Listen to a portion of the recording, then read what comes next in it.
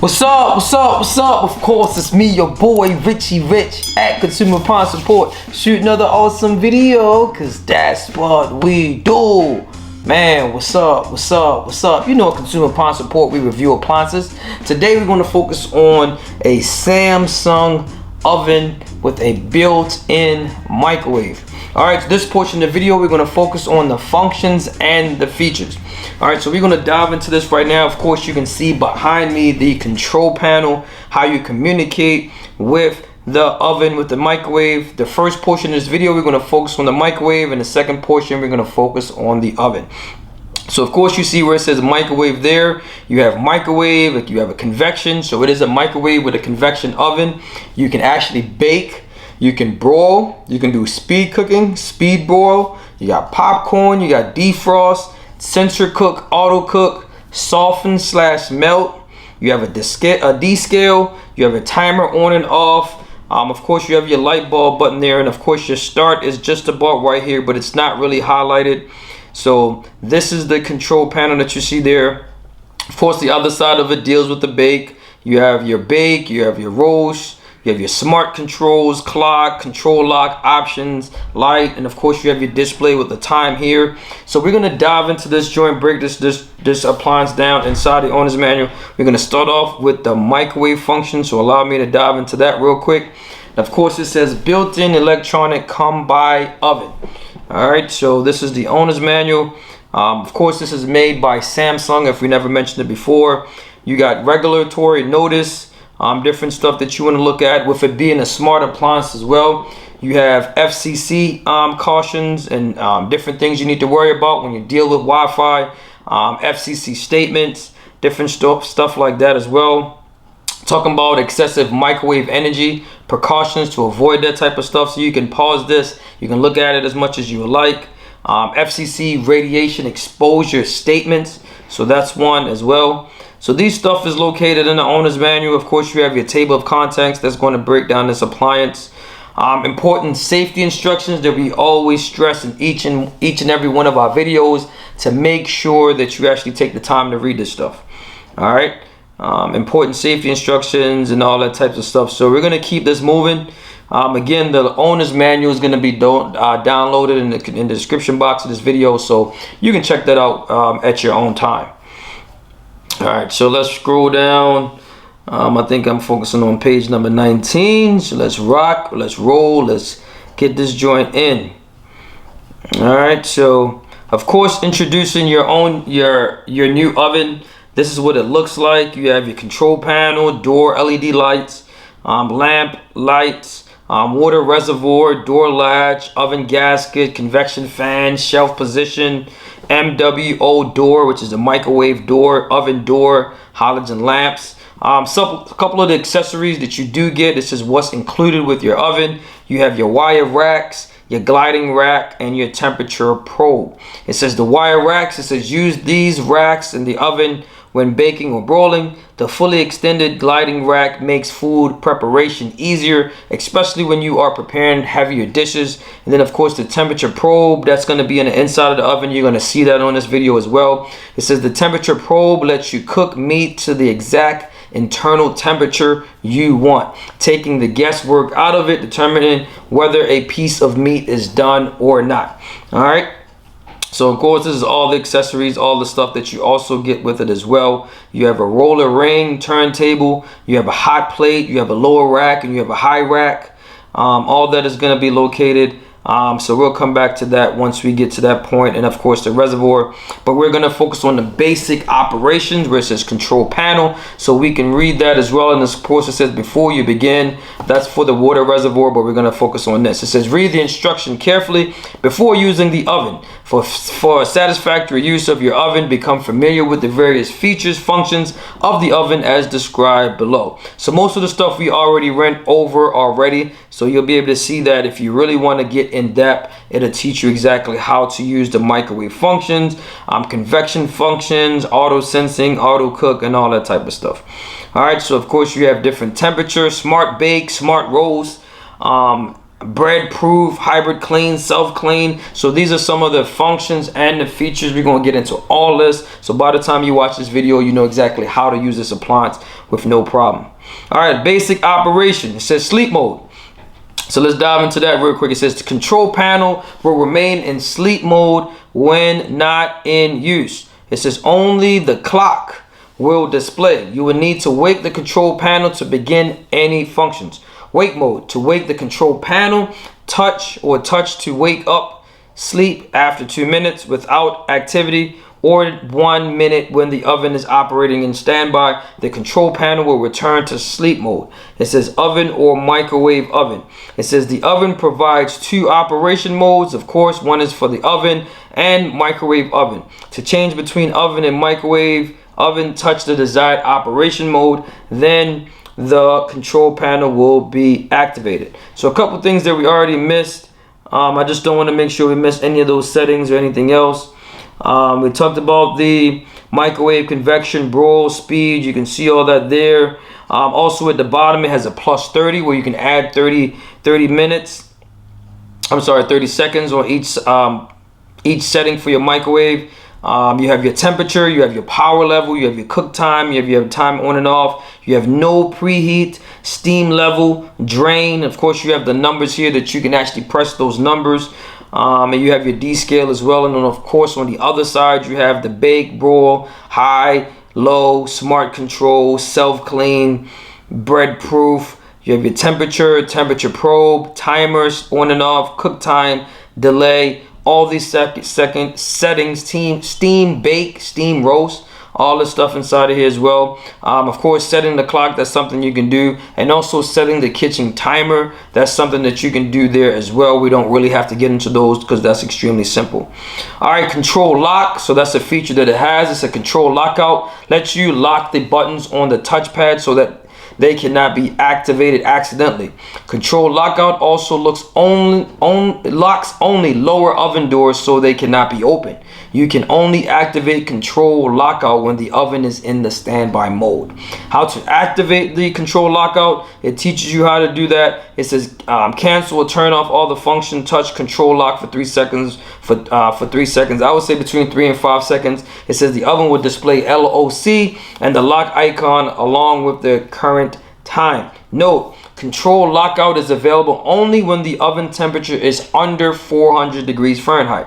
Good note there. Another one that says all other functions must be canceled before you activate control lockout. How to unlock the controls, of course, you'll touch the control lock for 3 seconds. Again, in my opinion, we say 3 to 5 just to give it enough time. And it says LOC and the lock icon will disappear from the display. Note, it said it may take up to 10 seconds for the doors to unlock. All right, so keep that in mind. Setting the power level. It says tap power level to set the power level of your microwave. Enter the power level you want by using the number pad. You can set the power level from 10% to 100% in 10% increments. All right, so that's good. Timed cooking. It says in time cooking mode, the oven turns on intermittently and cooks for the length of the time you select. At the end of the cooking time, the oven turns off automatically. And it also says you can use the time cooking only with another cooking operation. Your microwave, convection, broil, speed convection, and also speed broil as well. And it says how to set the oven for cook timing. Of course, you can actually see that and go into that as well. All right, and it says when the time cooking is done, the oven will beep. So a lot of the stuff some of us are already familiar with, but it is different on each and every oven. But you want to make sure that you get familiar with it. And again, you can pause it, check this out, and read it for yourself because it's pretty simple and pretty easy. All right, let's go into it. All right, the microwave minimum and maximum settings. All right, so let's go into that a little bit. It says all features listed in the table below have minimum and maximum times, temperatures, and power levels settings. A beep will sound each time and a pad on the control panel is pressed and the entry is accepted. An error tone will be sound in the form of a long beep if the entered temperature or time is below the minimum or above the maximum setting for the feature. All right, upper microwave oven. You have your microwave oven, you have your convection, your broil, speed convection, and your speed broil. Temperature / power range, you have 10 to 10%, 10 to 100%. That's for the microwave oven. For the convection, 100 to 450 degrees Fahrenheit. You also have Celsius as well. Speed convection, you have your 100 to 450 degrees Fahrenheit. And speed broil is 10 to 70%. The max time, of course, 1 hour and 30 minutes for 1, 2 hours, and the rest 1 hour and 30 minutes, depending on how you want to use it. All right, they do have the one for the lower as well, but we're focusing on the microwave. It says microwaves are high frequency electromagnetic waves that can be used to cook or reheat food without changing either the form or color of the food. It says put food in a microwave safe container and then place the container in the center of the turntable. Close the door. All right, so that's a couple things that we can look into. Good to have the turntable, and you want to also make sure you have your microwave safe container. And I was saying that the turntable also, we want to make sure that's always spinning, because that helps with the circulation and allow the microwave to heat up properly. All right, so keep that in mind. Touch microwave, you have your power level, touch cook time, and of course you have your start / set to start cooking, or it says if you want to cancel the microwave cooking, or if microwave cooking is finished, touch stop / clear. All right, so when you're looking at the power level, it's basically giving you exactly what the 100%, of course, that is high, 90%, 80% is reheat, 70% is medium heat, and if you want to simmer, of course, you got 60%, and it goes on medium low, defrost, and warm. It says use only microwave safe containers, and that's always important to understand that. It says do not use wire racks with microwave mode. All right. And one of the ways you can actually test your bowl to see if it's microwave safe, if you're heating up your food and the bowl is really hot but your food is not, it is not microwave safe, because remember, a lot of the heat is coming off of the bowl, but it's supposed to heat up what's inside of it. So you want to consider that when you're doing that as well. All right, let's get into the convection. All right, it says the heating elements generate heat which is evenly distributed inside the oven by the convection fan. You can use the oven racks or a combination of the rack and hot plate on the turntable. It says use this mode for biscuits, individual scones, rolls, and cakes, as well as fruit cakes. It says chokes, pastries, and souffles. I don't know what that is. Good luck. Y'all help me out. I have no idea what that's saying. But of course you have that there. It says put the rack on the combination of the rack and the hot plate on the turntable. Then of course it's teaching you exactly how to do it. Caution, of course, this is just like any other oven, so you want to use oven gloves when taking out the food because it'll be extremely hot. You have your broiler. It says for best performance, make sure all heating elements are in the horizontal position. All right, so when you look at that, you want to consider that as well. It says put the rack or the combination of the rack and the whole plate on the turntable. All right, so that's another one that you have there as well. All right, we can dive into the speed convection. It says this combination mode combines microwave energy with hot air, resulting in reduced cooking time and producing a brown crispy surface on the food. Use this mode for all kinds of meat and poultry, as well as casseroles and gratin dishes, sponge cakes, and light fruit cakes, pies and crumples, roast vegetables, scones, and bread. All right, and of course it also tells you about always using the microwave safe, and always remember to use a glove because it's extremely hot when taking out the food.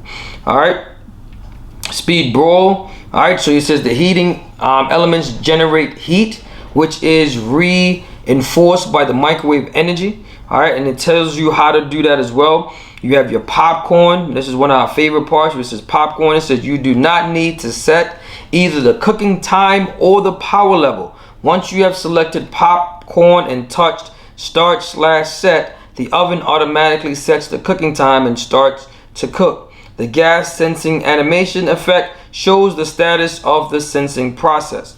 All right, so that's what you need to do there. If you look down at the bottom, it says cold / food for popcorn, amount between 3 to 3.5 ounce or one package. It says use only one microwave popcorn bag at a time. Be careful when removing the heated bag from the oven and when opening it. Alright, so that's cool. Let's dive into the defrost. This is the oven provides 4 different defrosting programs for your convenience. The time and power levels are automatically adjusted according to your selection. Alright, so let's go down to the bottom where it says cold/food, depending on the meat, depending on if it's poultry, depending on the amount as well, between 0.1 to 3.5 pounds. That tells you that as well. It says shield the edges with aluminum foil, turn the meat over when the oven beeps. This program is suitable for lamb, pork, steaks, chops, and ground meat. For ground meat, place the meat directly on the turntable tray on wax paper. It says do not use an extra tray. Let stand, cover with foil for 5 to 10 minutes. Alright, also when you're talking about poultry, shield the leg with wing tips with aluminum foil. Turn the poultry over when the oven beeps. This program is suitable for whole chicken as well as for chicken portions. Alright, so you also have fish, you have bread, so you have the same amount of the amounts between 0.1 to 3.5 pounds depending on that. You have your sensor cook. Alright, so it says the 15 sensor cook feature provide pre-programmed cooking times.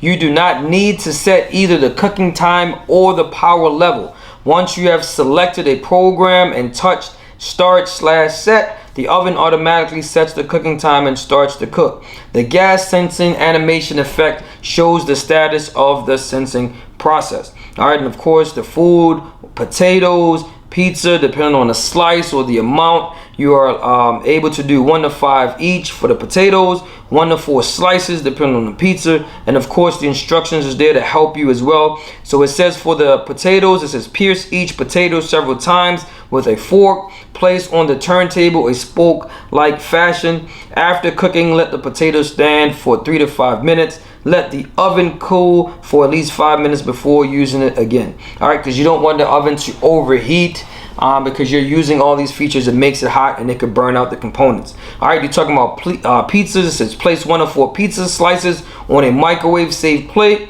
with the wide ends of the slice towards the outside edge of the plate. Do not let the slices overlap. Do not cover. Let the oven cool for at least 5 minutes before using it again. Alright, man, you got a lot of foods that you can choose from in here, and we're not going to read all of these, but you have your beverages, dinner plate, casserole, pasta, soup, frozen breakfast, frozen dinner depending on the ounces, 13 to 18 ounces, servings for your soup, 1 to 4 servings, casserole, 1 to 4 servings as well. So your microwave, like I said, with these microwave, man, whatever you're specifically cooking, it is tailored just specifically for that, and it will help you use your microwave that much more better if you know exactly what you're putting in it. You know exactly what setting to select, and of course you select the servings. And as you put these servings in here, trust me, these engineers already had all this stuff figured out. They tried this already, so when you're using a lot of these settings, it should work with exactly what you have. You do want to keep in mind, depending on how frozen a lot of the foods are, when you do put them in,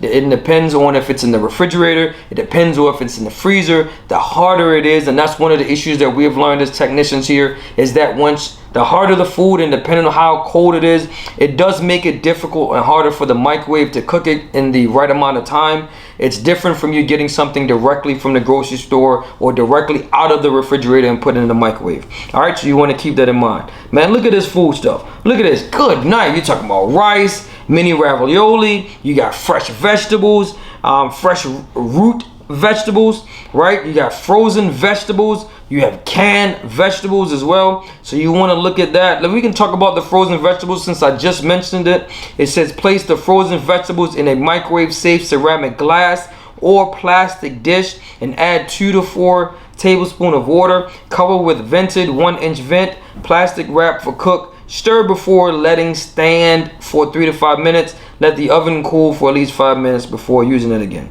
Alright, so awesome. Auto sensing cooking instructions. Alright, this is the auto sensing cooks your food automatically by detecting the amount of gases generated from the food while it is cooking. It says when food is cooked, many kinds of gases are generated. The auto sensor determines the proper time and power level by detecting these gases, eliminating the need to set the cooking time and power level. It says when covering and cover a container with its lid or plastic wrap during sensor cooking, the auto sense will detect the gases generated out of the container has been saturated with steam. Note, if using cling film or plastic wrap, leaving a small opening vent near the edge of the dish for ventilation for pierce the plastic with a knife or fork in several places. Shortly before cooking ends, the remaining cooking time will begin its countdown. This will be a good time for you to rotate or stir the food for even cooking if it is necessary. Before sensor cooking, food may be seasoned with herbs, spices, or brown sauces. A word of caution though, salt or sugar may cause burn spots on food, so these ingredients should be added after cooking. All right, utensils and cover. All right, so a lot of this stuff that you can do here as well. All right, so we're going to roll. If you wanted to see that, you can check out the owner's manual, or you can pause the video as well. Talked about auto cook. All right, so you can auto cook bacon, auto cook hot dog, you can auto cook oatmeal, nachos, baked potatoes, brownie mix, quinola, whatever that is.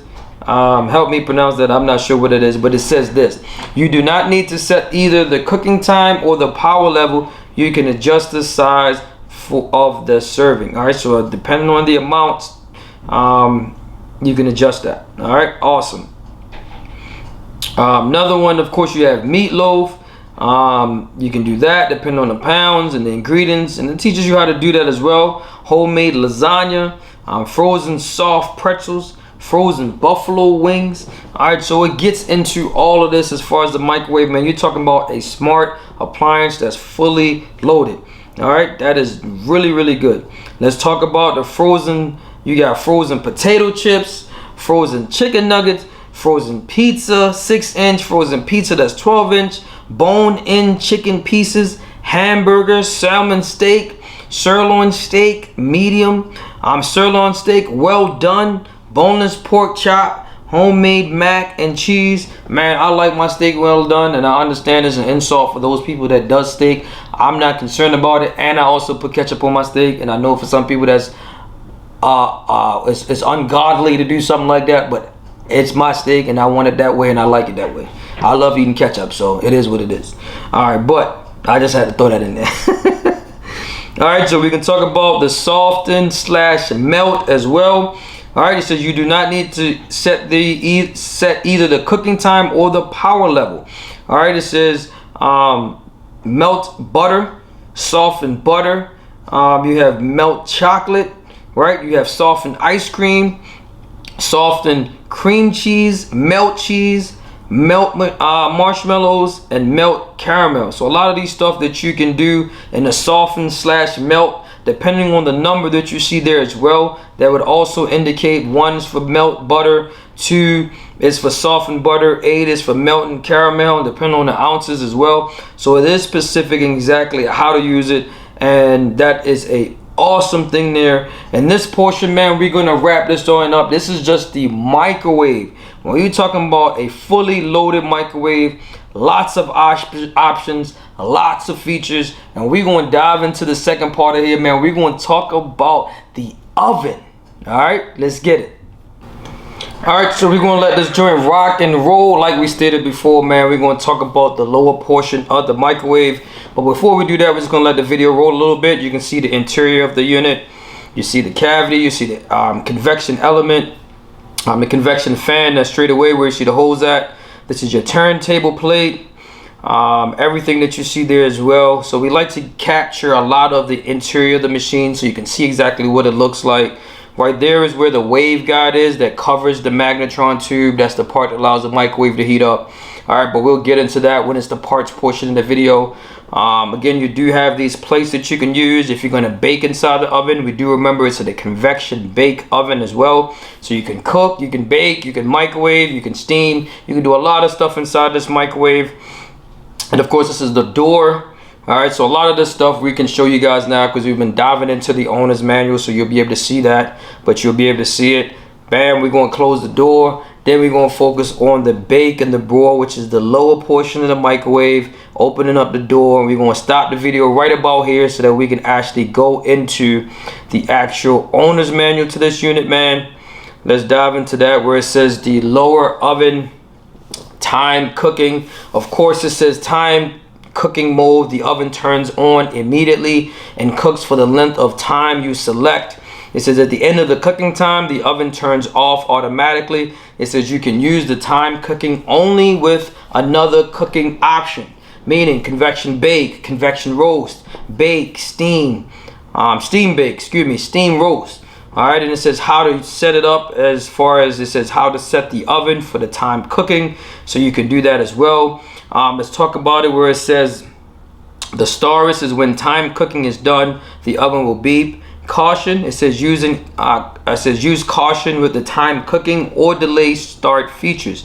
It says you can use these features to cook cured or frozen meats and most fruits and vegetables. For food that can easily spoil, such as milk, eggs, unfrozen or fresh fish, meat or poultry, it says chill them in the refrigerator first. Even when chilled, they should not stand in the oven for more than 1 hour before cooking begins.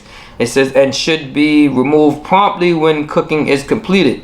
Eating spoiled food can result in sickness from food poisoning. All right. Then of course we talked about the delay start as well. It says when the delay start, it says with delay start, the oven's timer turns the oven on and off at times you select in advance. It says you can use the delay start only with another cooking operation.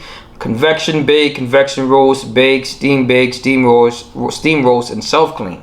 It says you can set the oven for a delay start before setting other cooking operations. It says the clock must be set to the correct time.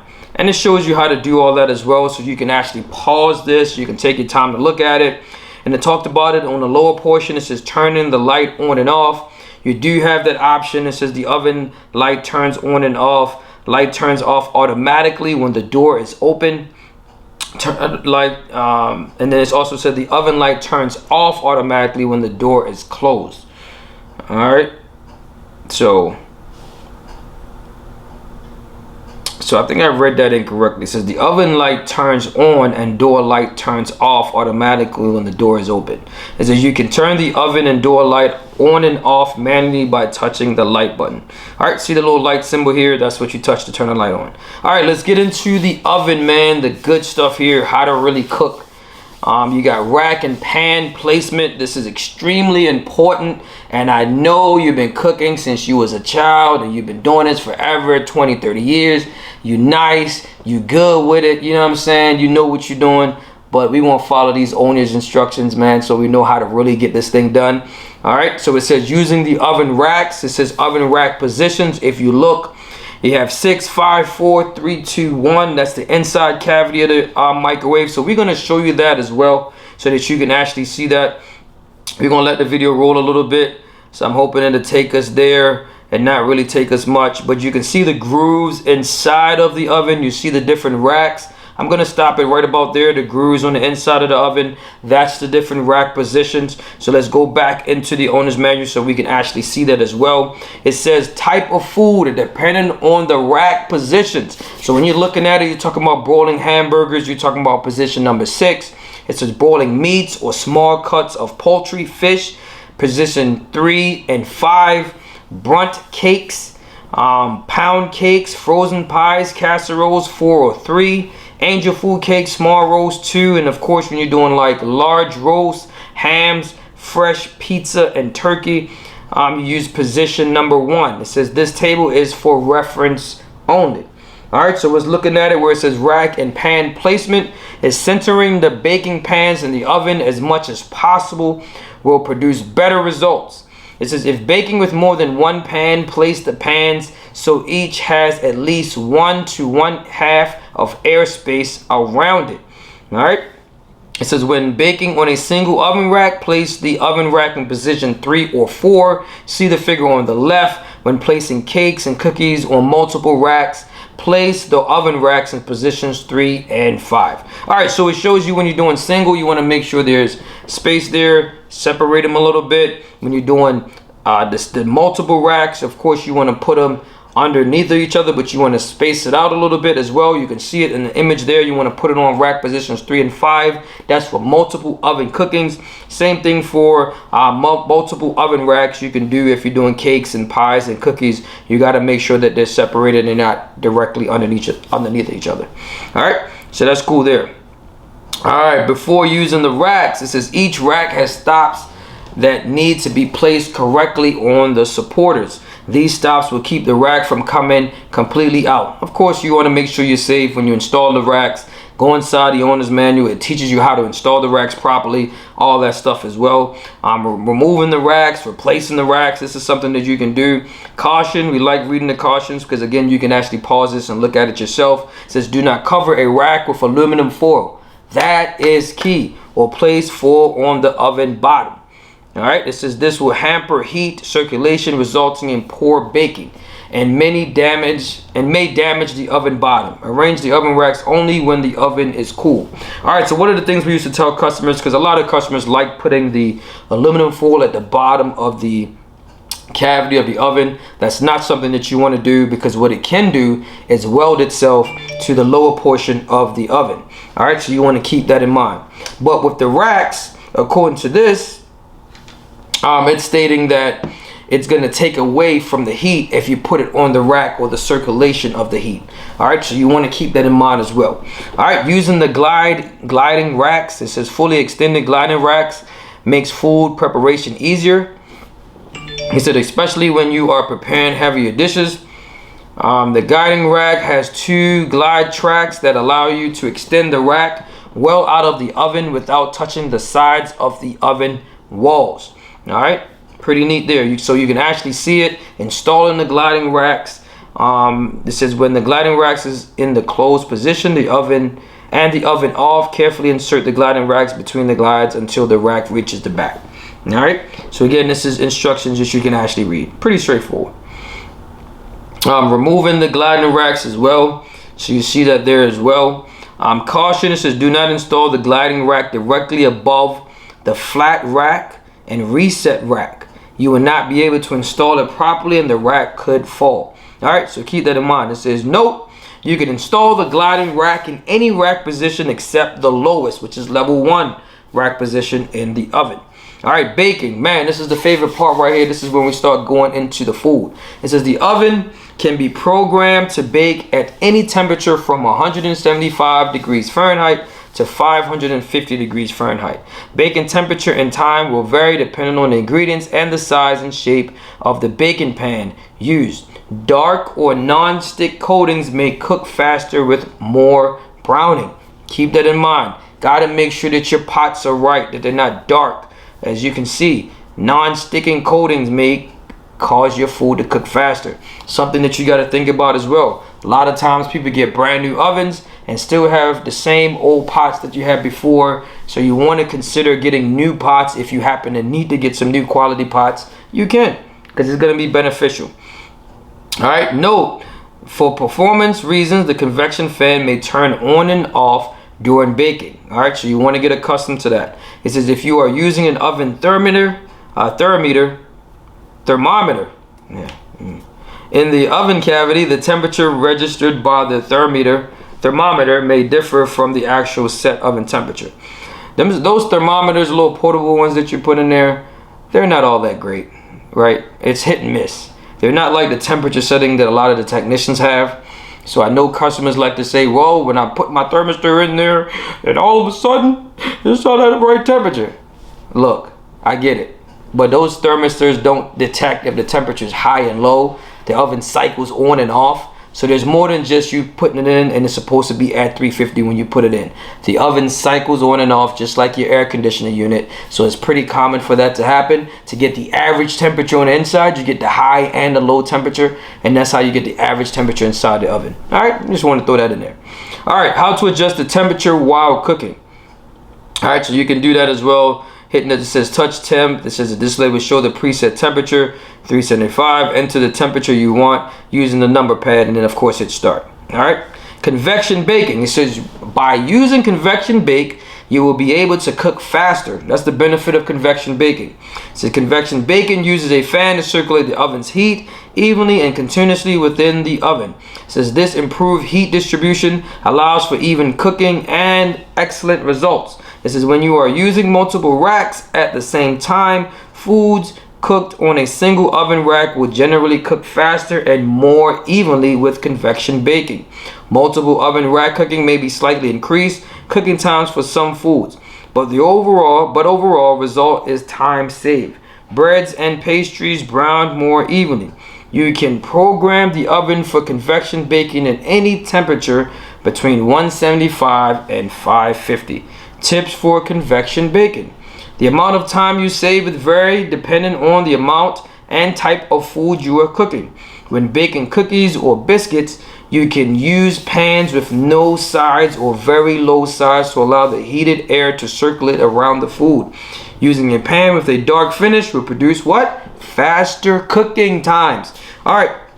It says when using convection baking with a single rack, place the oven rack in position 3 or 4. If cooking on multiple racks, place the oven racks in positions 3 and 5.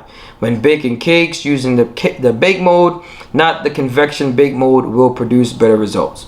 All right, so it teaches you how to do that as well. And then it says the star. We're going to read the star and the note. Again, you can always pause it. We're going to say that continuously throughout the video. This is the convection oven fan shuts off when the oven door is open. Do not leave the door open for long periods of time while using convection cooking, or you may shorten the life of the convection heating element.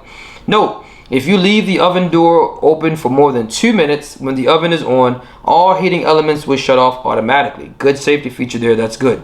It says when you have finished cooking, the cooling fan will continue to run until the oven has cooled down. For performance reasons, the convection fan may turn on and off during baking. It says if you are using an oven thermometer in the oven cavity, the temperature registered by the thermometer may differ from the actual set oven temperature. All right, same thing. Convection roast. Let's get into the roast. All right, convection roasting is good for cooking large, tender cuts of meat uncovered. Heat comes from the top heating element, which is the broiler. The convection fan circulates the heated air evenly over and around the food. Meat and poultry are browned on all sides as if they were cooked on a rotisserie. The heated air seals and juices quickly for moist and tender results, while at the same time creating a rich golden brown exterior. All right, so it goes into that, teaches you how to do it as well. It says the convection oven fan shuts off when the oven door is open. Do not leave the door open for long periods of time while using convection cooking, or you may be shorted for the life of the convection heating element. All right, so you might cause the heating element to short out and go bad. It says if you leave the oven door open for more than 2 minutes when the oven is on, all heating elements will shut off automatically. It says when you finish cooking, the cooling fan will continue to run until the oven has cooled down. For performance reasons, this says the convection fan may turn on and off during the roasting. It says if you are using an oven thermometer in the oven cavity, the temperature register by the thermometer may be different from the actual set oven temperature. So we read that a lot. No preheat. It says use no preheat to cook without the preheating cycle. This function is only available for convection bake and convection roast. All right, so of course you got for best performance, we recommend on a single rack that between the baking and the roasting, that's the type, whatever type you're doing. And of course you got the different rack positions that you can choose from, between 3 or 4 or 1 or 2 depending on the bake type. It says place food in the oven before you start cooking when using the no preheat feature. For best, it says for best performance, preheat the oven when baking rising bakery products such as angel food cakes, bundt cakes, or puff pastries. All right, cool.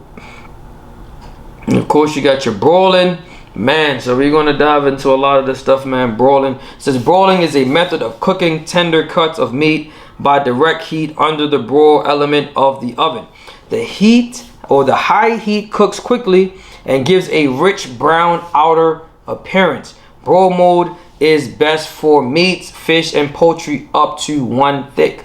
All right, note, says the oven is designed for closed door broiling. All right, so that's the difference. Back in the day, you can leave the door open for it to broil. Now it's not the same. It says the oven door must be closed during broiling. It says if you leave the oven door open for more than 2 minutes, when the oven is on, all heating elements will shut off automatically, so it'll shut itself off. When you finish cooking, the cooling fan will continue to run until the oven has cooled down. All right, so keep that in mind. And we talked about the thermometer as always as well. All right, recommended, or it says broiling recommendation guide. But before we go there, let's go to the caution. It says always broil with the oven door closed. We just talked about that. Use the care when open the door. Let hot air or steam escape before you remove food from or put food into the oven. All right.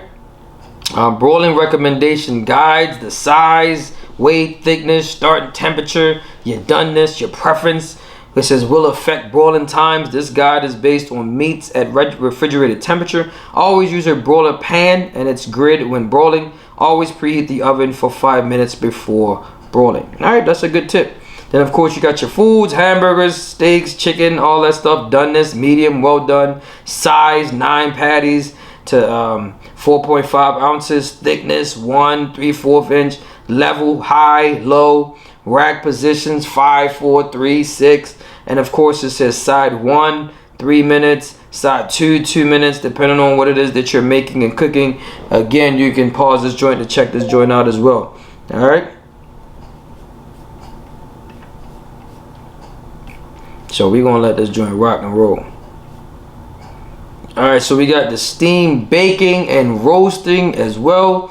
Steam bake provides, it says, excellent baking condition of breads and pastries and desserts. It says by increasing moisture content and improving texture and flavor. Steam roast provides excellent cooking condition for roasted meats or poultry. It says by maintaining a crispy surface while sealing in the juices for a moist and tender result. All right, so that's cool there.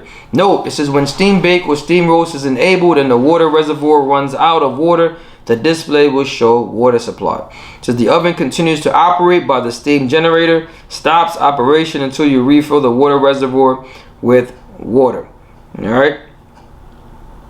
All right, so that's steam roasting, steam baking. So we'll show you guys the water reservoir as well. It says make sure to drain the remaining water after using steam bake and steam roast. Once the oven starts draining, please wait until the draining cycle is complete. So when steam bake and steam roast is complete, you must empty the water reservoir because the remaining water can affect other cooking modes. All right, where to start at? They want us to know this. This is convection oven. Fan shuts off when the door is open. Do not leave the door open for long periods of time while using convection cooking. You may shorten the life of the convection heating element. All right, so we talked about that. All right, and a lot of the notes are similar and they're repetitive. So again, you can pause it so you can see that as well. All right, man, let's get it. We got a lot to get through here. All right, so this is your steam cook recommendation guides.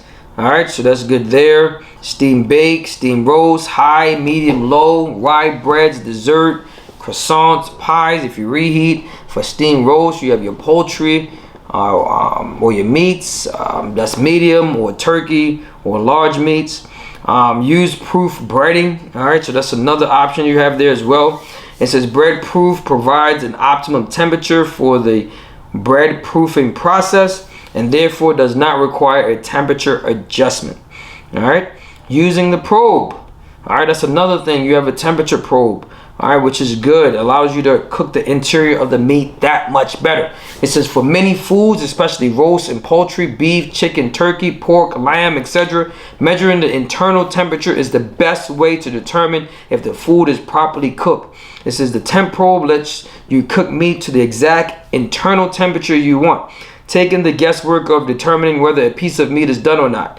This function can be used with bake, convection bake, or convection roast.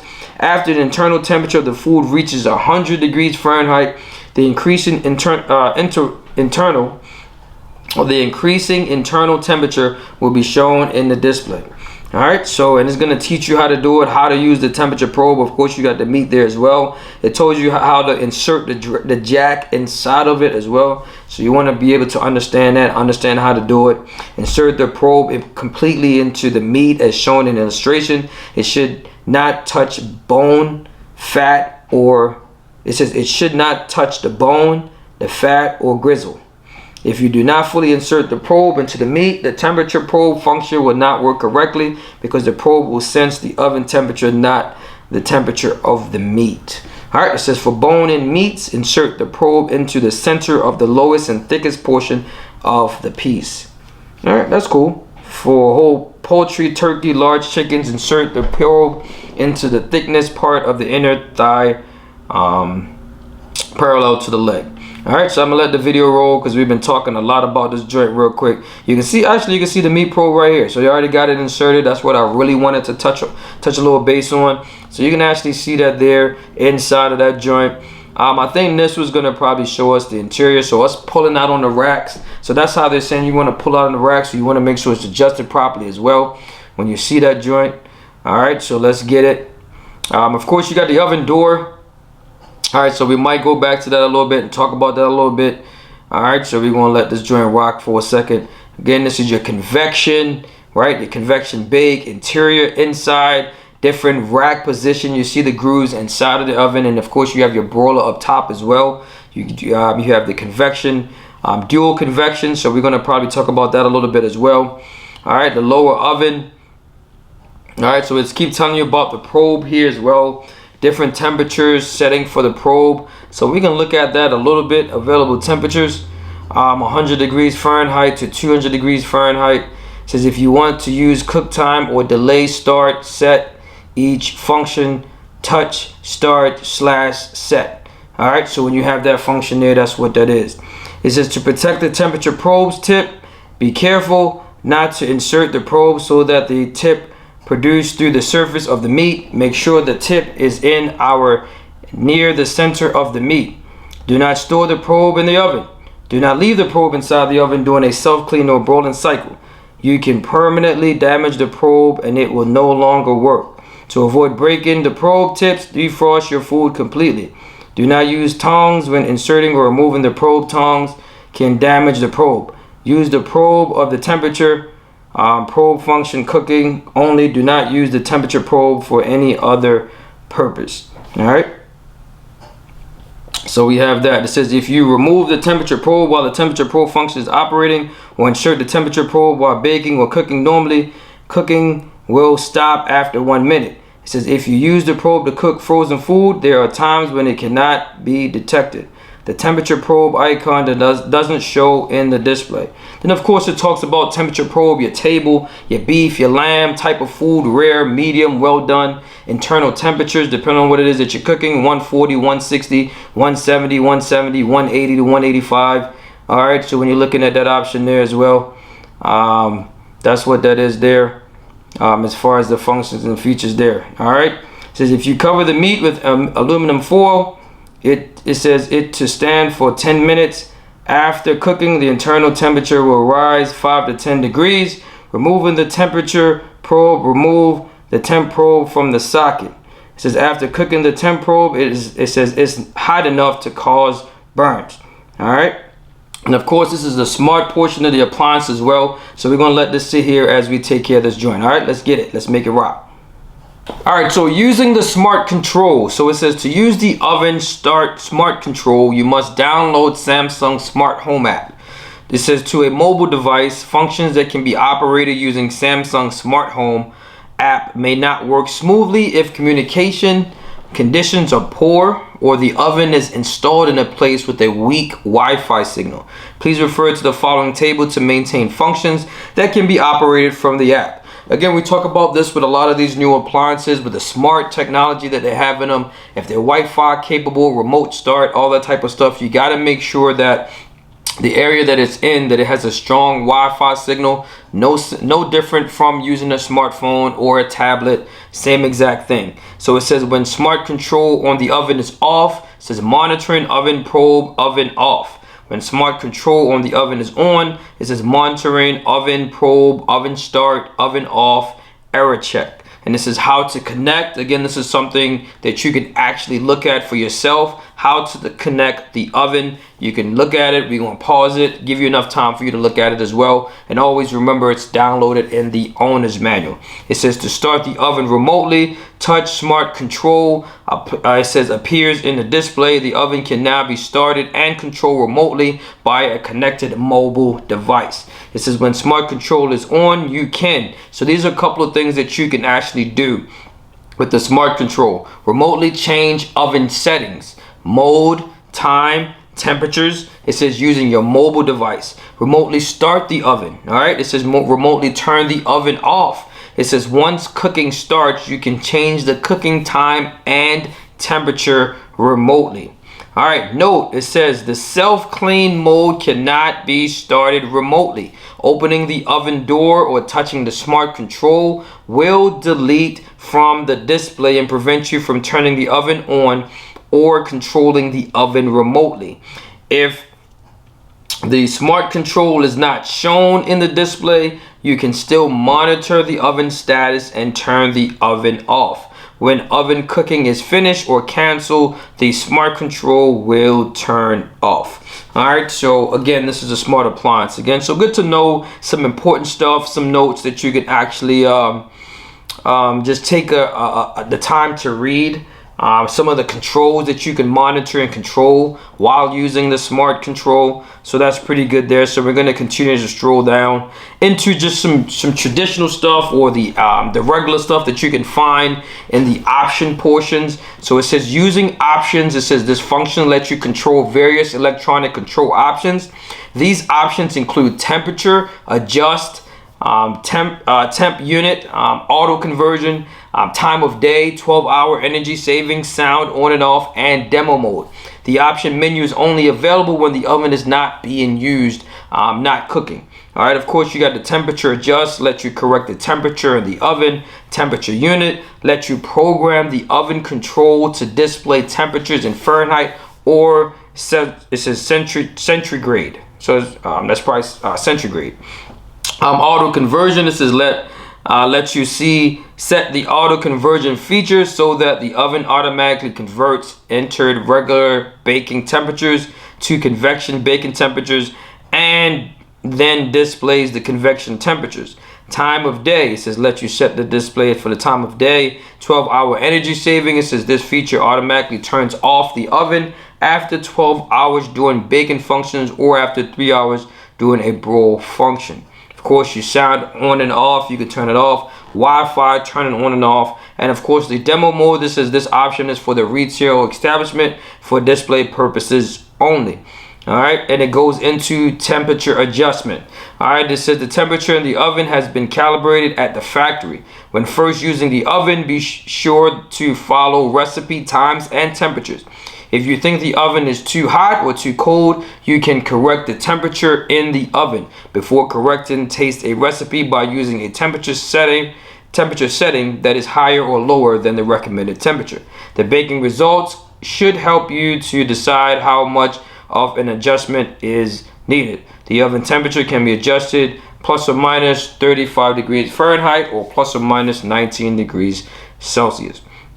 All right, so that's one of the things that you have to look into as a customer as well. There's times when the temperature needs to be adjusted. I've came out to a lot of customers' homes before to calibrate the oven temperature. This is something that you can do yourself, and it's recommended that you can do yourself. If you feel as though the oven is too hot or too cold, you can adjust it 35 degrees, up to 35 degrees a positive, or down 35 degrees negative. It's up to you as well. But anytime the temperature change from at least 10 degrees on up, it's going to affect the performance of your stove or your oven. It could affect it 10 degrees up if you change it, or 10 degrees below. So as long as it exceeds the 10, it can have an adverse effect to it. So you want to keep that in mind. All right, temperature unit. Frequency, Fahrenheit or Celsius temperature selection. Says yes, you can program the oven control to display the temperature in Fahrenheit or Celsius. The oven has been preset at the factory to display in Fahrenheit. All right, and of course it goes into all that as well. Auto conversion. So we can dive into some of these stuff and just talk about it for a little bit. It says when you use the auto conversion feature, the convection auto conversion feature would automatically convert enter the regular baking temperature to convection baking temperatures. If this feature is activated, the display will show the actual converted reduced temperature. For example, if you enter a regular recipe temperature at 350 degrees and touch oven start set, the display will show the converted temperature of 325. Alright, so it says how to enable it or disable the auto conversion feature. That's up to you. Time of day, of course, you can do between 12 hours and 24 hours. We have the 12-hour energy savings, so we talked about that as well. Sound on and off, Wi-Fi, demo mode, all that stuff as well. Just a quick note underneath of that, it says when you turn the oven Wi-Fi connection off, you won't be able to use smart control. Alright, so just wanted to touch the bases on that. We can dive into the Sabbath mode a little bit just to get some information on that as well. It says using the Sabbath feature for use of the Jewish Sabbath and holidays. It says you can use the Sabbath feature with baking only. The oven temperature may be set higher or lower after you set the Sabbath feature. The oven temperature adjustment feature should be used only during Jewish holidays. The display, however, will not change and tones will not sound when a change occurs. Once the oven is properly set for baking with the Sabbath feature active, the oven will remain on continuously until the Sabbath feature is canceled. This will override the factory preset 12-hour energy saving feature if the oven light is needed during the Sabbath touch the light. Before activating the Sabbath feature, once the oven light is turned on and the Sabbath feature is active, the oven light will remain on until the Sabbath feature is turned off. It says if the oven light needs to be turned off, be sure to turn the oven light off before activating the Sabbath feature. All right, so and of course it goes into all that as well. Again, they're making these oven with so many different options, so many different things that you can actually do. It's gonna help you make your life that much easier. It's gonna help you with better cooking preparations. It's gonna help you with different recipes depending on what it is that you're cooking, so you can actually be real precise on what you're cooking and select that particular option, and it should work according to what the oven is recommended by the manufacturer as well. You got Sabbath mode you can use. There's so many different options, man, so you can do that. And of course you can pause this and look at it at your leisure as well. The star, I'm just going to read a couple of the joint. It says do not attempt to activate any other program feature except bake while the Sabbath feature is active. Only the following keypads will function correctly on the Sabbath feature: number, temperature, start, set, and oven off. All right, at the bottom where it's highlighted, this is the oven temperature adjustment feature should be used only on Jewish holidays. All right, so you have all these different options and all this different stuff as well. The next star at the bottom: do not open the oven door or change the oven temperature for about 30 minutes after you have started Sabbath mode to allow the oven to reach the set temperature. Note that for best performance, the oven fan operates only when the oven temperature is rising. All right, so keep that in mind.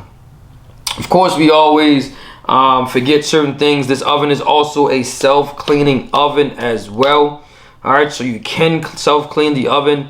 All right, so we're going to dive into that real quick. And it says the self-cleaning oven uses high temperatures well above cooking temperatures to burn off leftover grease and residue completely or reduce them to a finely powdered ash that can be wiped away with a damp cloth. Caution. All right, this is during the self-clean cycle, the outside of the oven will become very hot to the touch. All right, do not leave small children unattended near the appliance. Some birds are extremely sensitive to the fumes given off during the self-cleaning cycle of any oven. Move birds to another well-ventilated room. Do not line the oven walls, racks, bottom, or any other part of the oven with aluminum foil. All right, so we already discussed that in the early portions of the video as well. All right. Couple things that you can look at. It says at the bottom, it says the oven door locks during the self-clean. Do not force the oven door open. This can damage the automatic door locking system. Use care when opening the oven door after the self-clean cycle is complete. Stand to the side of the oven when opening the door to allow the hot air or steam to escape. The oven may still be very hot. So the door typically closes if you're not familiar with the self-clean. Door's locked, oven starts. It can get up to about 1,000 degrees. After a certain portion of time, if the the oven is over 300 or 400 degrees, just to say for an example, the door will close. You cannot unlock it until the oven actually cools down. So that's why it's important, if you're going to open the door, you're going to stop it in the cycle, or if it's completed, you want to step to the side. The oven is smart enough to let the door release when it feels as though the oven temperature on the inside is safe for the door to open. Then the door is open as well. All right, couple things that we can focus on. It says don't hand clean the oven door gasket. You may hand clean the door. Primary function of self-cleaning is the interior cavity of the oven, not the actual door, not the gasket. Again, do not clean the gasket. Leave the gasket alone. I think it's made by fiberglass, so it's really sensitive and can really get deteriorated. It can really rip. And once you put holes inside the gasket, difficult for the door to seal, and all the heat is going to come out. So you want to be careful with that. But you can wipe up the door on here as well. It says when recommended, venting your kitchen with an open window or using ventilation fan or hood during the self-clean cycle. Couple things that you want to keep in mind. I'm kind of glad I read that, because you want to make sure that you want to do it when it's not too hot, when it's not too cold. We probably would say in the fall times. All right, so you want to open up some windows, turn on your ceiling fan, make sure that their proper air circulation is circulating in your home, because it might set off your smoke alarm. It's going to get really hot, so you want to be super careful with that as well. All right, it says the silver colored oven racks can be self-cleaned, but they will darken. It says lose their luster and become hard to slide. Keep that in mind. All right, residue on the front frame of the oven and outside the gasket on the door would need to be cleaned by hand. Clean these areas with hot water, soap-filled steel wood pads, or cleansers such as soft scrub. Rinse well with clean water and dry. All right, cool. We talked about do not clean the gasket. The fiberglass material on the oven door glass cannot withstand abrasion. Talk about that as well. All right, so keep that in mind. Make sure the oven light cover is in the place and the oven light is off. All right, it says remove oven racks and accessories before starting the self-clean mode. So I wouldn't even put the racks in there. All right, like I said, it get discolored and all that type of stuff, so you want to keep that in mind. All right, couple maintenance and stuff like that. It also have a hybrid cleaning. All right, so we can dive into that a little bit. The hybrid cleaning function save time and energy by removing leftover grease and residue that can be wiped away from a damp cloth. It says do not line the oven walls, racks, bottoms, or any other part of the oven with aluminum foil. So we discussed a lot of that. Oven doors locks during the hybrid clean, right?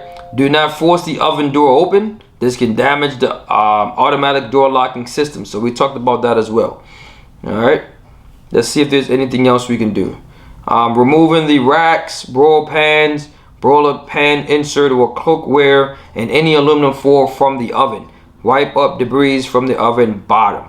All right, it says the silver colored oven racks can be hybrid clean, but they will be darkened, lose their luster, and become harder to slide. All right, so all of the stuff is just about the same when you're dealing with either one. Remove oven racks and accessories before starting the hybrid clean. All right, so a lot of this stuff is all just about the same. All right, how to run a hybrid cleaning cycle. Remove all accessories from the oven, open the oven door, and then touch reservoir. So I'm going to show you guys that as well, how to really do the hybrid clean. It says note, it says for hybrid cleaning, use exactly 20 ounces of water since this produces the best results. All right, so we're talking about a little bit of that. So we're going to dive into the reservoir to show you exactly how to dump the water into it, show you exactly what to dump the water into.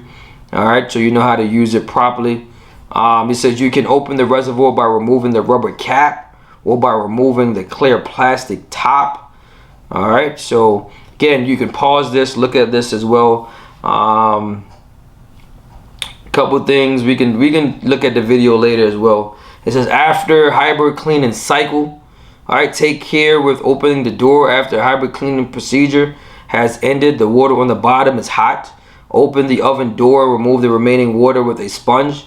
Do not leave the residue water in the oven for any length of time. Wipe the oven and dry with a soft cloth. Do not forget to wipe under the oven door seal. All right, so it says use detergent, soap, sponge, or soft brush or nylon scrubber to wipe the oven interior. Remove stubborn residue with a nylon scorer. You can remove lime deposit with cloth soaked in vinegar. Couple things that you can do.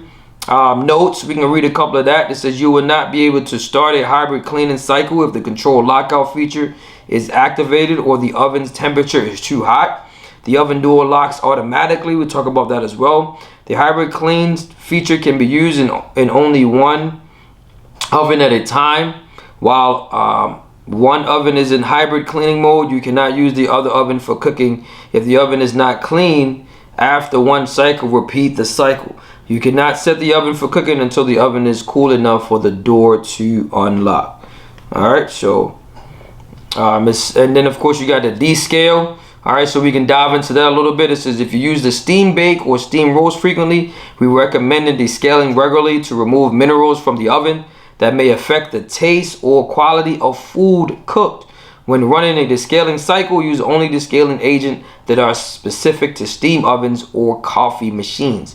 It says if you use the steam bake or steam roast functions for more than a total of 12 hours, the descale indicator turns on. You can still enable the steam bake or steam roast function for the next 2 hours without descaling. However, after those 2 hours are up, the steam bake or steam roast function will be disabled until you run a descaling cycle. All right, cool there. So a lot of the stuff is repetitive. A lot of stuff is the same thing that's in the notes. So we're just gonna scroll by that. And of course you have different things that you can do. Where it says below are steps 1 through 3. Step 1, applying descaling agent. Step 2, descaling. Step 3, draining. So approximately 2 minutes, 3 hours, and then 4 hours. All right. It says warning. It says use only descaling agents that are specific to steam ovens or coffee machines. We talked about that. Water supplying LED blinks. Right. And the oven stops operating if the water reservoir runs out of water during the descaling cycle. If this happens, refill the reservoir so that the reservoir contains 22 ounces of drinkable water. Do not overfill the reservoir, otherwise water may leak from the water reservoir. All right, do not cancel descaling while in process. If you stop it, you must restart the descaling cycle and complete it within the next 3 hours to enable the steam bake or steam function or steam roast functions. All right, so a couple things there that you can look at as well. Got a draining process. All right, this is when a steam function is complete. You must drain the remaining water to prevent the water from affecting other cooking modes. To drain the water, follow these steps. All right, so that's telling you how to do that as well. All right, care and clean and all that stuff, maintenance stuff, but we're gonna go into the video so that we can actually see that. And of course, this is the cavity inside of the oven as well. One of the things we love about this unit is the door handle. It's extremely strong, it's extremely durable. You see me squeezing on it with my hand, so I really like the way that is. So you shouldn't have many issues with the door handle breaking because it's extremely sturdy. All right, so there's the reservoir. You hit the reservoir button. Let me move this out the way a little bit. You see that you open it, that's where the water goes in for the reservoir. It comes out, there goes the cap. You hit the button again and it goes in. All right, so that's one of the things with the Samsung unit that we really like as far as this appliance, man. So you can see the whole entire thing, the oven, microwave. We are coming to the conclusion of the video. Man, I went too far on this joint. All right, so we're coming to the conclusion of the joint.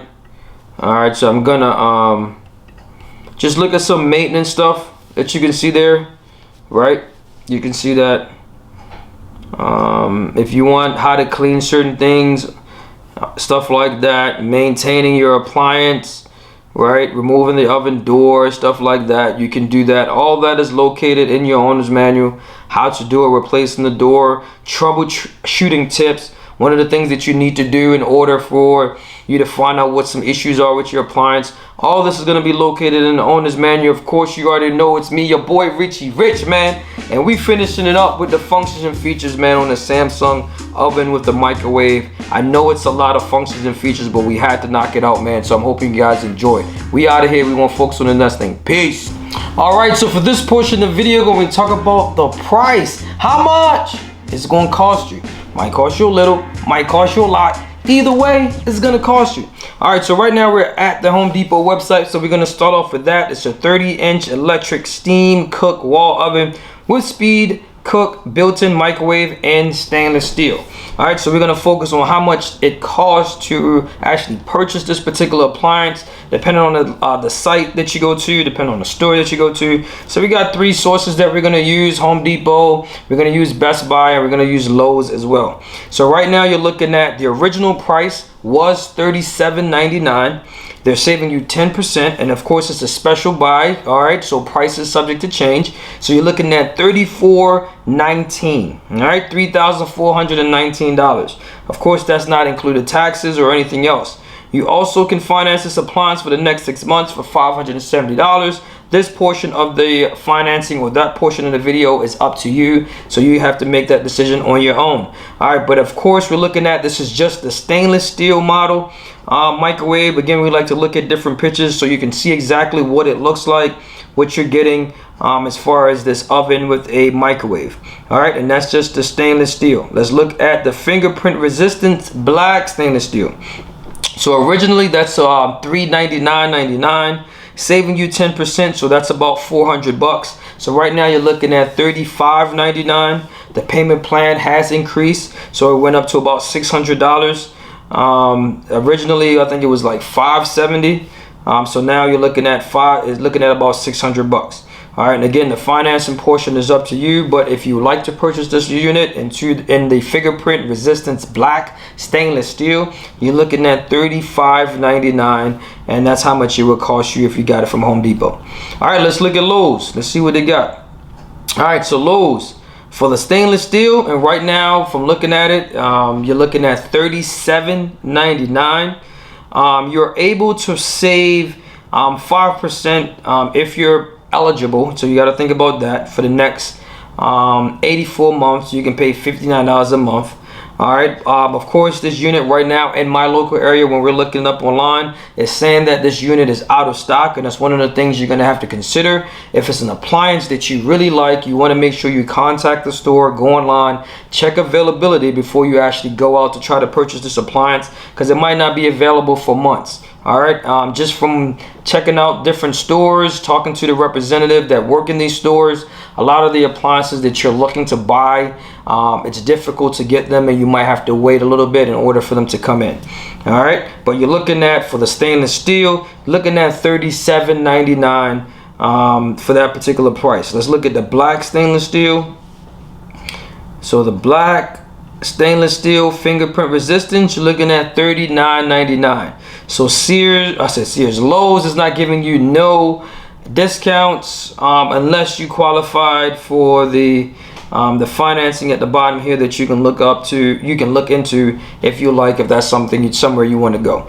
But let's looking at it, man. You're looking at $39.99 depending on which one you get for the black stainless steel. Let's go to Best Buy real quick to see what they have. All right, so Best Buy, you're looking at, let me log into this joint. It's also $34.19. That's for the stainless steel model. You're looking at 24 months financing, $142.50. If you happen to need the black stainless steel, you're looking at $35.99. all right, so again, roughly Home Depot or the Best Buy prices are somewhat similar, or just about the same. You're looking at, as far as the payment plan for the black stainless steel, $150 per month. Also, again, check for availability. Certain colors, certain makes are just not available right now, and it's difficult to get. So, but as far as the overall pricing, you're looking at I'll say at least $4 grand for this appliance, because it's a Samsung unit, it's a smart unit, it's a microwave and an oven, so it has a lot going on. But this is just the price portion of the video. We'll discuss the functions and features later, but I'm just letting you know exactly right now that's how much you're going to spend, at least $4,000 for this particular appliance. Of course, you already know it's me, your boy Richie Rich. We in the lab getting this thing done, man, and we are out of here. Peace. All right, so for this portion of the video, we're gonna focus on the warranty. Warranty, the manufacturer warranty. All right, for this particular part of the video, we're gonna use our Home Depot website. I always act like I own the website, but either way, Home Depot website, because it's one of the sites that we use the most. So of course, you scroll down at the bottom, look at where it says info and guides, and we're gonna tap into where it says home warranty. or warranty to find out exactly what you're getting with this oven, built-in Samsung wall oven with a microwave. So we're going to talk about that for a little bit. All right, so it says warranty information. Of course, it has the model number. It says for parts 12 months, for labor 12 months as well. So it says this standard brand product is supplied and distributed by Samsung Electronics America Inc. and delivered new in the original carton to the original consumer purchaser, is warranted by Samsung against manufacturer defects in materials or workmanship for the limited warranty period starting from the date of the original purchase of course, the 1 year, both parts and labor. All right, so that's for the oven and the microwave. You're getting your standard 1 year warranty, both parts and labor. On the microwave, you're also getting a 10-year warranty on the magnetron tube. The magnetron tube is the part that allows the microwave to heat up. They're covering that for 10 years, just the part. No labor would be included. All right, so we'll show you exactly what that part looks like when we get to the parts portion of the video, but I'm going to read this a little bit just for us to get some information to find out what's covered and what's not. It says this limited warranty is valid only on products purchased and used in the United States that has been installed, operated, and maintained according to the instructions attached to a furnish with the product. Attached to or furnished with the product. It says to receive warranty service, the purchaser must contact Samsung at the address or phone number provided below for problem determination and service procedures. It says warranty service can only be performed by a Samsung authorized service center. The original date bill of sale must be presented upon request as proof of purchase to Samsung or Samsung's authorized service center to receive warranty service. All right, Samsung will provide in-home service with the contingents United States during the warranty period at no charge. It says subject to availability of Samsung authorized servicers within the customer's geographic area. It says if in-home service is not available, Samsung may elect at its option to provide transportation of the product to and from an authorized service center if the product is located in the area where service by a Samsung authorized servicer is not available. It says you may be responsible for a trip charge or required to bring the product to a Samsung authorized service center for service. All right, so it's a lot of information there. Again, this is something that you can look at. You can actually pause the video so that you can see that as well. All right, so you should be good to go there. We can scroll down to see if there's anything else that might be covered. So let's look at it where it says it down here. It says Samsung will charge a repair fee for replacing an accessory or repairing cosmetic damage if the damage of the unit and or damage to or loss of the accessory was caused by the customer. Items this covers include dented, scratched, or broken door handle, out panel or control panel, broken or lost tray, guide, roller, coupler, filter, or wired rack. It says the parts that Samsung has determined can be replaced by the user may be sent to the customer for installation. In Samsung's discretion, an authorized servicer can be dispatched to perform each installation. All right. And of course, you have exclusion of implied warranties as well. You have limitation of remedies, stuff like that. Just want to check to see if there's anything else. That's just about it. But again, we want to slow down a little bit so you have the opportunity to read it if you like. And of course, all of this will be in the description box inside of the video as well. All right, so we'll download the owner's manual for you. But of course, they have the 1 year warranty on parts and labor for the microwave and for the oven. And they also have an additional 10-year warranty on the magnetron tube. This applies to the microwave. Only the part will be covered, but the labor will not be. All right, of course, you already know, man, it's me, your boy Richie Rich. We're still dissecting this joint, man. We are out of here. Peace. All right, so for this portion of the video, we're gonna focus on the parts. All right, so this is where we like to dive into the appliance a little bit, give you an estimate on cost per repair, also look at some of the parts that might be covered under additional warranty as well by Samsung. All right, so we can let you guys see this as well and get into it. So right now we're on the Sears Parts Direct website. Right now, from what we can find, there's a limited amount of parts on this particular appliance, so you want to keep that in mind. When you're looking at parts, it's about 69 parts on here, so we're going to dive into that real quick and see what we got. Let's dive into where it says main assembly. Difficult to see there exactly what the parts really are. This is the microwave portion from looking at it, just from my observation. And we're gonna dive into some of these. You're talking about wave guide, not a common issue. Cover, not sure exactly what that is. Microwave harness, $12.50. The turntable motor, that's $49.05, a common issue that typically goes bad. So your microwave, the turntable motor would not turn. So if you happen to need that part, you're looking at the part for $100. Labor, for example, is always about $150. So you're looking at about $250 as far as installing the part for this microwave. One of the things I want you to also consider when you're dealing with these parts installed for the microwave is that you might need a helper. So depending on how much access you can get with this particular appliance, you might have to take the microwave out. So if you got to take the microwave out and you got to pull the whole entire assembly out, which is the oven and the microwave together, because it's all in one, it's all one unit, you might need a helper to do that. So the price for that might change. So if you do, of course, we're talking about $250. Regular without the helper, $60 fee. So you're looking at least $310 on average if you happen to need a turntable motor, because you have to get access to the oven to do so, and you're going to need help to do it. All right, gasket, $32.49. Glass, depending on where it's broken, so you're probably talking about the door, which is $124.49. Some of these parts, cushion, not really much issues there. Humidity sensor, I've replaced a couple of these in different appliances, never in a Samsung unit, but if you happen to need this because the sensor is off, this part is $48.99. Looking at probably about $100. Labor $150. You're talking about $250. And again, if you happen to need to pull the whole entire unit out to install it, because normally the sensor is either on the side of the microwave, so you do have to pull the unit out to get to this. So you're looking at roughly about at least $310 as well. All right, turntable tray support, $28.99. Something you can purchase yourself. You don't need anybody for that. Thermostat, depending on which one. Again, a lot of these parts you got to get access to, so you might need a helper for a lot of these. So the parts are extremely cheap. It's just that the labor $150 plus 60, you're actually looking at least $210. All right, and you got to factor in parts, so you got to keep that in mind. Convection fan.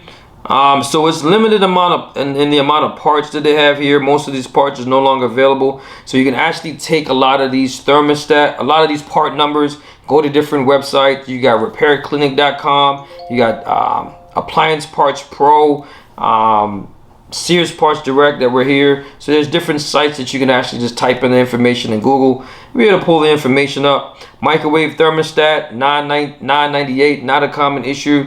Microwave high voltage capacitor is a common issue, $28.99. If you happen to need that, part is $100, labor is $150. So you're looking at about $250 plus the $60 labor, so about $310. So it sounds like a lot of these parts are the prices of this going to be the same, because you do have to take the unit out. Microwave diode, $9.79, really common issue. So if you're looking at $210 in parts, labor, part is $9.79, so you're probably looking at maybe about a $50 part, so you're looking at $260, $270. All right, so that's what we have there. Microwave thermostat there as well, $12.95, depending on which one. The range terminal block, this is for the oven, that's $40.99. Pretty common for that to happen. So again, you're looking at part is about $100, labor $210, so you're looking at least $310. All right, interlock door switches, common issues. It says microwave door latch housing and interlock switches assembly. So you get the housing and the assembly together, or the individual switches. It's probably cheaper to get the individual switches if there's nothing wrong with the latch. But either way, it's a common issue for the door switches, because you open and close the door. Over time, it's plastic. They break and then it doesn't close properly, and then you have an issue with either tripping your breaker, or when you close the door, you start the microwave up, it counts down, but it doesn't activate the heating portion of the microwave. You don't hear it, it doesn't come on, and it doesn't heat up. So there's times where you might need a door switch, or you can short out your control board as well. All right, but looking at $16.99, pretty common issue, cheap part. So you're gonna spend at least over $200 for that. All right, so if I say the part is $50, labor $210, you're looking at about $260. Door latch $100, Labor 150, plus the $6 helper, you're looking at 310. Same thing for the door latch housing here, that's 6147. Part would be 100, labor be 210, so you're looking at 310. All right, so depending on what it is that you need. The blower, the wall cooling fan, 150. All right, so that's going to cost you some bread right there. So the labor is already 210, plus I would say this part is 200. You're looking at least 410 bucks. All right, wall oven cooling fan system, not a common issue. Holder, microwave noise filter, can be a common issue because that's where the fuse lies. So it's a part of a control board or microboard. So you're looking at $100 for the part. Labor, you're looking at least 210 bucks. So you're talking about 310. All right, microwave light, wire harness, not a common issue. Cushion, not a common issue. Transformer, not a common issue, but it can happen. So you're looking at part 109.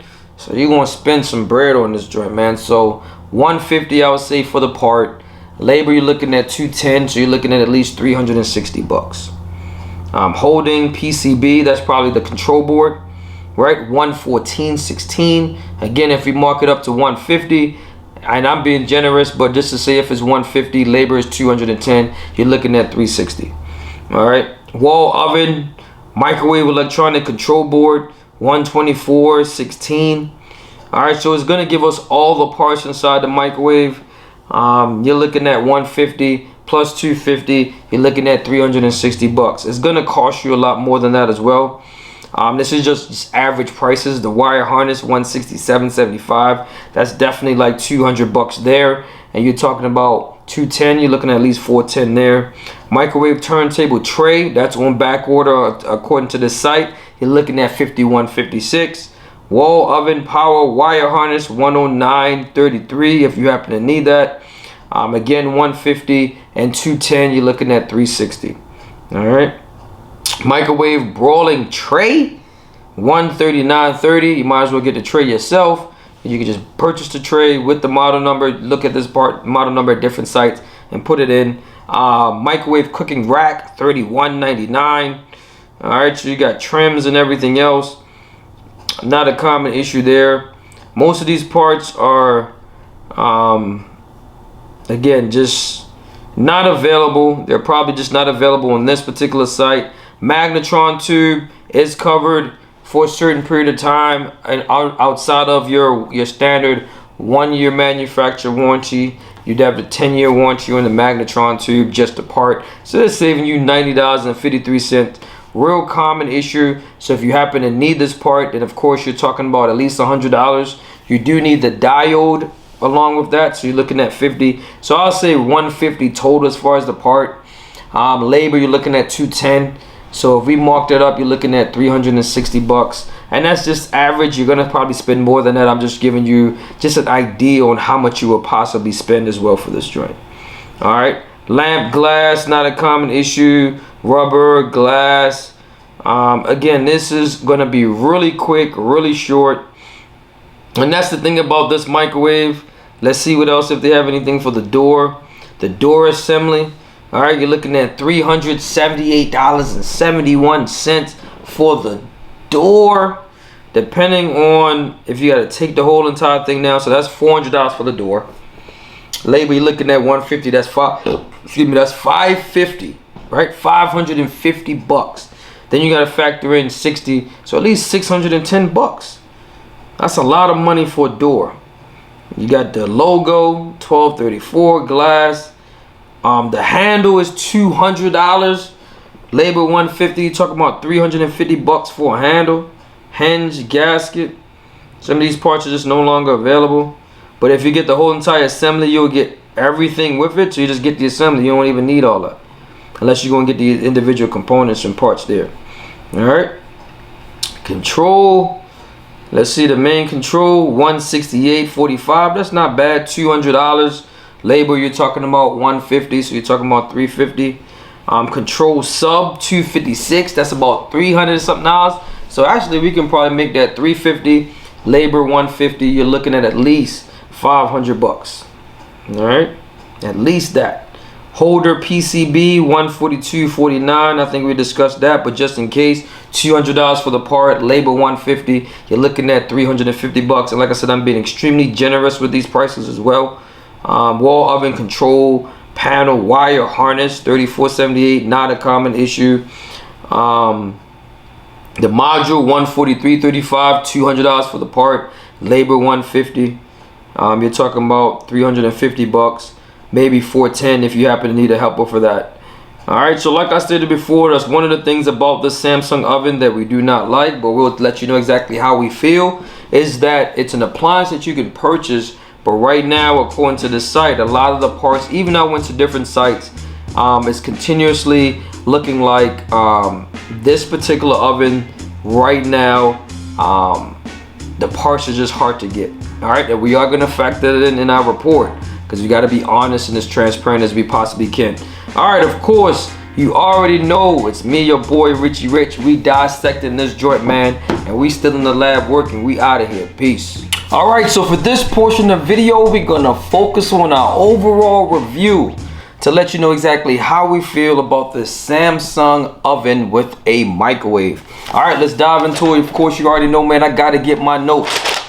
We're going to start off with the warranty. Warranty, the manufacturer warranty.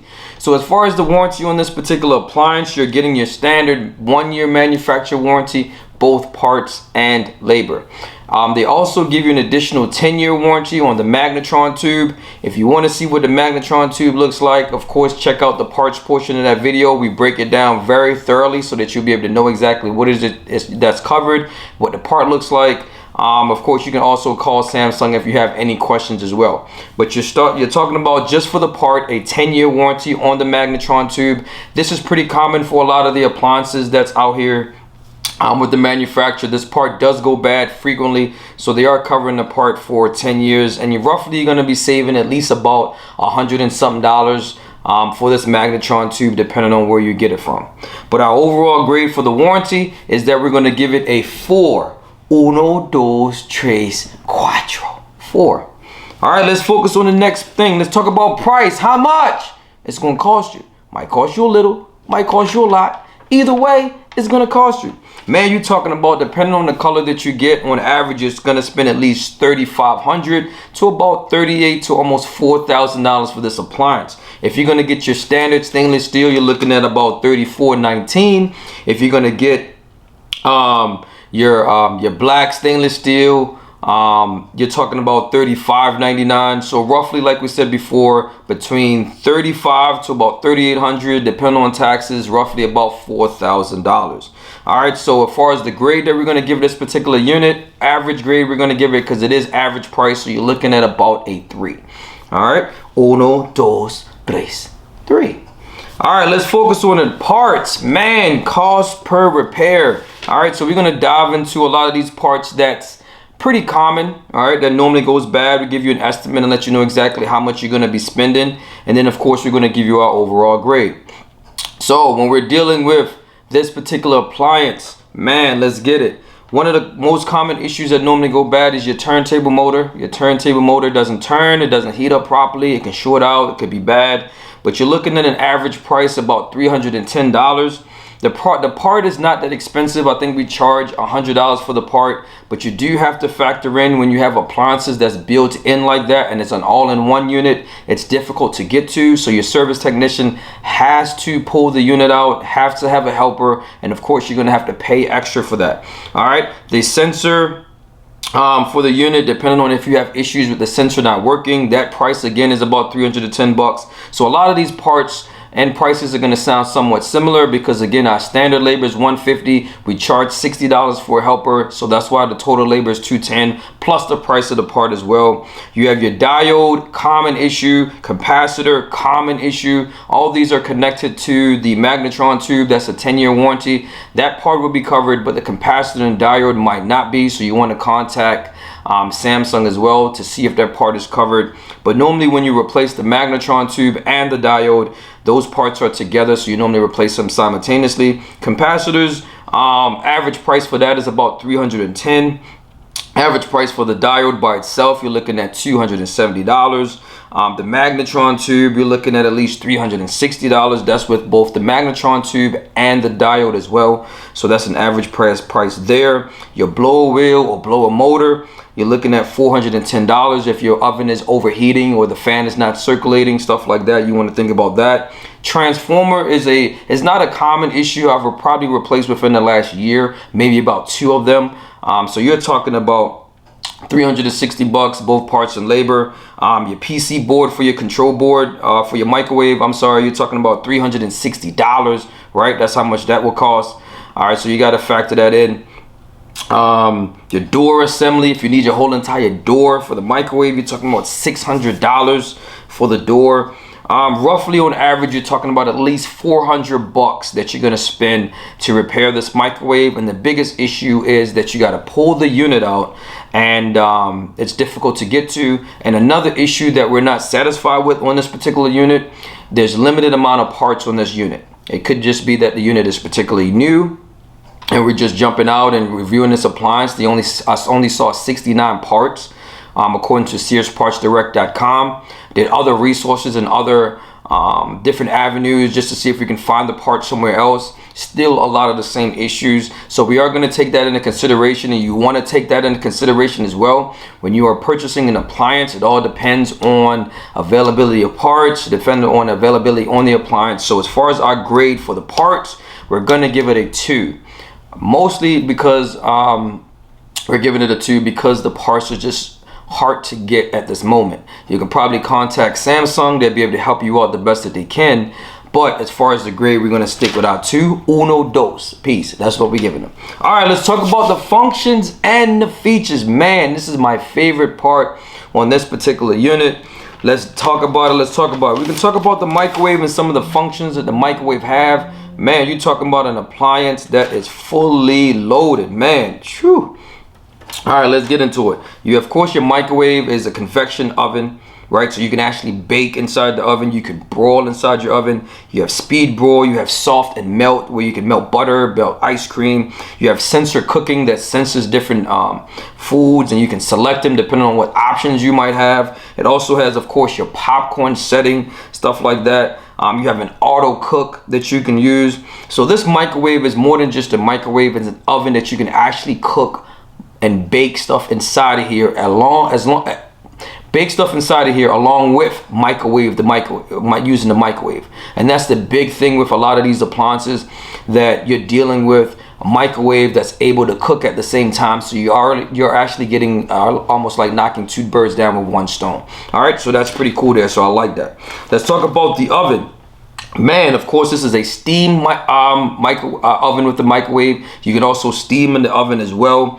You have self-cleaning. You can do your traditional clean. You have your hybrid clean. You have a drain setting. You have a descale. All that is going to be in the functions and features when we dive into this oven as well. You have your temperature probe, right? That you can actually stick the temperature probe inside the probe, stick it in the meat, and actually get the food done inside of the microwave and get inside of the food, cook a lot evenly and a lot better. Awesome feature there. It also have your control lock that you can use. We talk about roasting, baking, steaming.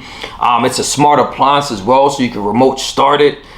You can also use a reservoir to be able to drain, to do the steam clean function. So you can check out the functions and features portion of this joint, man. I'm telling you, it's an awesome joint as far as the functions and features. We talk about how smart it is, Wi-Fi connection, so you want to be careful with that. Sabbath mode, all right, all that, everything that you can actually ask for in an oven with a microwave, it has it all.